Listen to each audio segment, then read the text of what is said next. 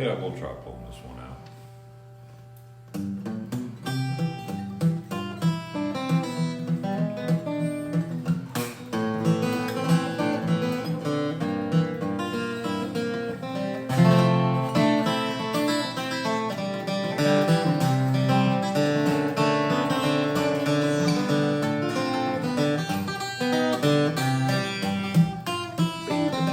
Welcome to the Pana History Museum. We're located at 38 Oak Street, Pana, Illinois. Today is April 20th, 2022. We are going to chronicle the history of the Pana History Museum. Along with co-founder Dave Nance, my name is Mike Cross. Welcome, Dave. Well, thank you, Mike. Boy, it's been a long 11 years of doing this with the museum, hasn't it? It certainly has. You know, just from our beginning, just a little history, I had the cafe open. I only opened 3 hours a day, 5 days a week, but Dave kind of fell in love with my Italian beef sandwiches and became a regular. You'd sit at that counter and we'd talk about Pana. We went to school together back in the late 60s in Pana. Yep. And I just transplanted here from New York City, and Dave was a Pana native, and we went to school together. And anyway, I opened up a little lunch counter next door, and Dave was coming in, and we discussed Pana and back in the day, and I said, Dave, I'd like to put a couple old Pana pictures on the wall. And it just kind of got out of hand, didn't it? Yeah, you know, I recall talking to you about that and saying that, well, if we're going to do it, let's do it right. Yeah. You know, let's do it all the way. And so I don't think you really fully comprehended what that meant. No, I certainly didn't. But being a teacher helps when you do something like trying to create a museum. And I think that as you get older too, you get more nostalgic. We very much become kind of attracted to history just simply from all of the people that we know and so on. So we started in and we started collecting photographs, didn't we? Yeah. We had an old photographer named Joe Morosco that he would come in every Tuesday with his wife Annabelle, and he would bring me a picture, an 11 by 14 picture from a negative that he had. And he'd tell us a little bit about the picture, and Dave would write a little story about that picture, and on the wall it would go. And every Tuesday for 2 or 3 years, Joe would come in and bring us another picture. And that was the start of the museum. And Dave and I sat there and talked about how can we educate the younger generation to see what their forefathers had to go through that they can have the life that they have today. So Dave, if you could tell us a little bit about how we set the museum up, that'd be great. Yes, well, we decided, you know, what's the best approach that we can take in a building such as this. We know that this building itself is historic. It goes back to the 1870s, and at this point in history, it's probably one of the oldest, if not the oldest, buildings still standing in town. And well, I know there are a couple of houses that are even older than this building, but we decided that when you look at Pana's history, it appears to really have a series of periods of events that took place in Pana that probably no one could have foreseen that were going to take place. And so we decided we were going to try to divide the museum into periods of time. And so we now have a series of periods that you will see on these walls. We started out with the pre-settlement period when Pana was not even settled yet, and we had Stone Coal Precinct south of us here, just 2 or 3 miles.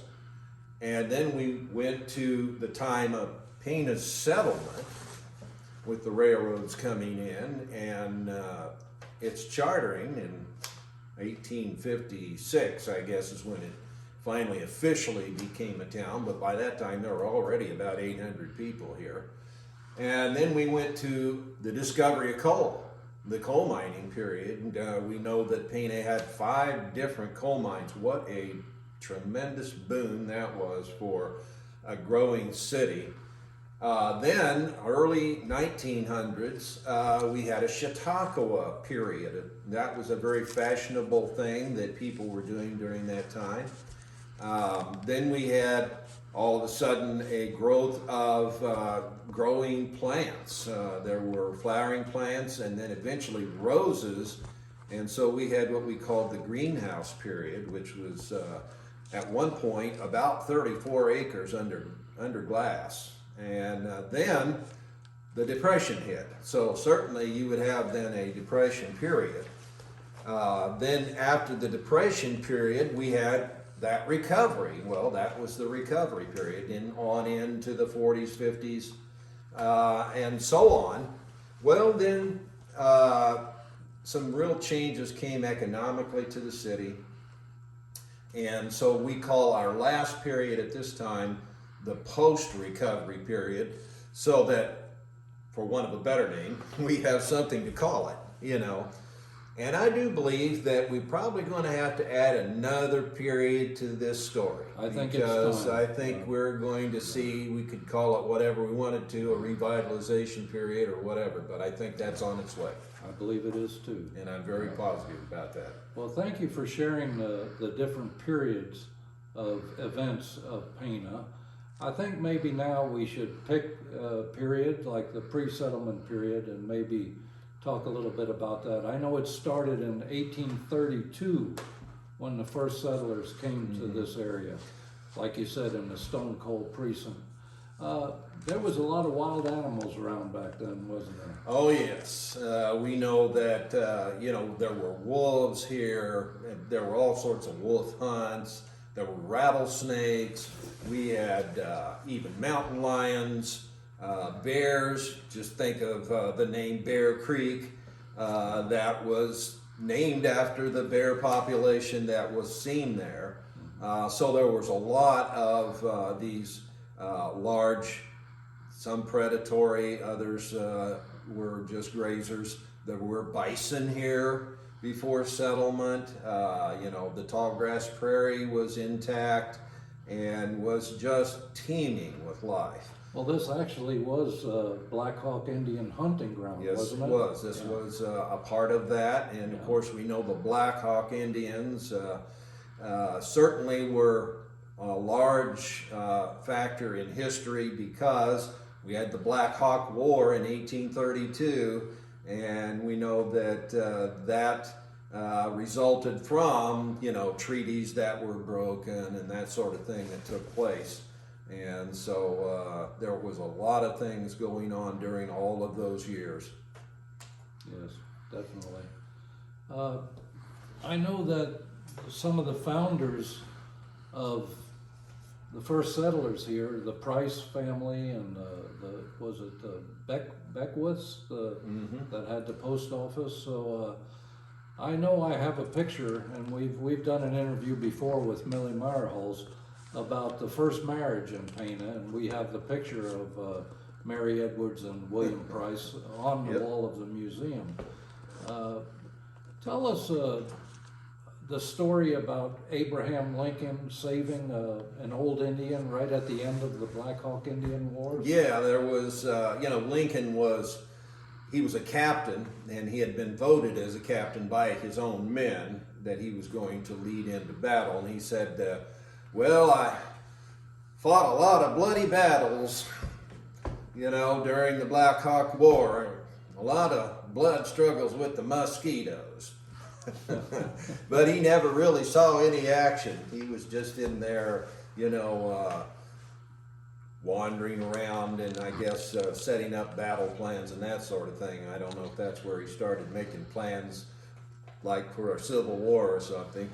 But at any rate, yeah, there was this old Indian guy. He was about on his last legs, and So, you know, the zeal of soldiers, and they wanted to take this Indian and kill him, you know, and Lincoln said, "You're going to have to go through me first," and they said, "Okay, we won't do it then." Save that old man. for Yeah, sure. he saved Yeah. that old Indian.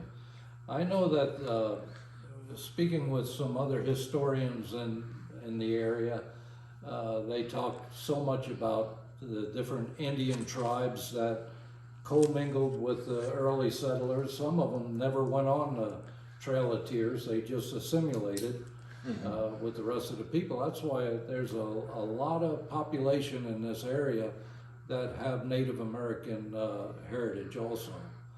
And I know there was a settlement just east of here, wasn't there? Well, yeah, we know that there were several settlements that just popped up. They were small, sometimes only 2 or 3 cabins present, you know, and then they would have to forage out into a little larger community like Tower Hill, perhaps, or back into Pana to really get the staples they need to survive. And so we did, and we have documentation of several of those settlements. I'm not going to get into now all about it, but that would have been something that was definitely going on, you know, little settlements popping up here and there. Well, I know between the pre-settlement period, we had the settlement period, which the railroad boom brought the population here, where we actually went from, in 1856, a population of 850 people, all the way to, say, 35 years later, we were over 7,000 people population in Pana between the railroad and the coal mines.